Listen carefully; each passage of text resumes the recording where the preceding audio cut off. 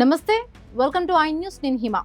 ప్రపంచంలో ఎప్పుడు అగ్గి రాజేసే ఇష్యూ ఏదైనా ఉందా అంటే అది అణ్వాయుధాల పరీక్షే. ఇప్పుడు అదే అంశంపై అమెరికా అధ్యక్షుడు డొనాల్డ్ ట్రంప్ చేసిన సంచలనమైన వ్యాఖ్యలు ప్రపంచాన్ని వణికిస్తున్నాయి. పాకిస్తాన్ రహస్యంగా అణ్వాయుధాలను పరీక్షిస్తోంది. ట్రంప్ డైరెక్ట్ ఆరోపణ ఇది. దీనిపై పాకిస్తాన్ ఇప్పుడు కౌంటర్ ఇచ్చింది. అసలు ట్రంప్ ఏమన్నారు? చైనా, రష్యా, ఉత్తర కొరియాలను కూడా ఆయన ఎందుకు నిందించారు? గతంలో ట్రంప్ ను సపోర్ట్ చేసిన పాక్ లీడర్లే ఇప్పుడు ఎందుకు వ్యతిరేకత చూపిస్తున్నారు?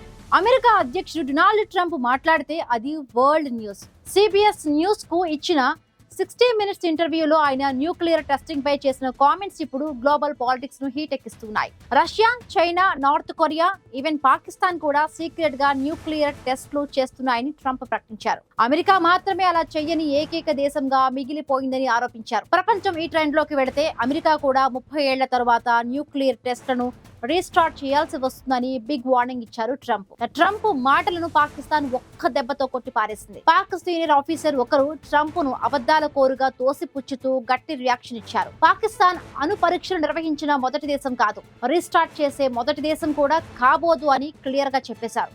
ఇంట్రెస్టింగ్ ఫ్యాక్ట్ ఏంటంటే గతంలో Pak PM Shahbaz Sharif, army chief Asif Munir కూడా ట్రంప్ ను సపోర్ట్ చేశారు. కానీ ఇప్పుడు ఆయన చైనా, రష్యాతో పాటు తమ దేశాన్ని కూడా బ్లేమ్ చేయడంతో పాకిస్తాన్ లో యాంటీ ట్రంప్ వేవ్ మొదలైంది. రష్యా ఇప్పటికే పోసిడాన్ అండర్ వాటర్ డ్రోన్ వంటి అడ్వాన్స్డ్ న్యూక్లియర్ వెపన్స్ టెస్ట్ చేసింది.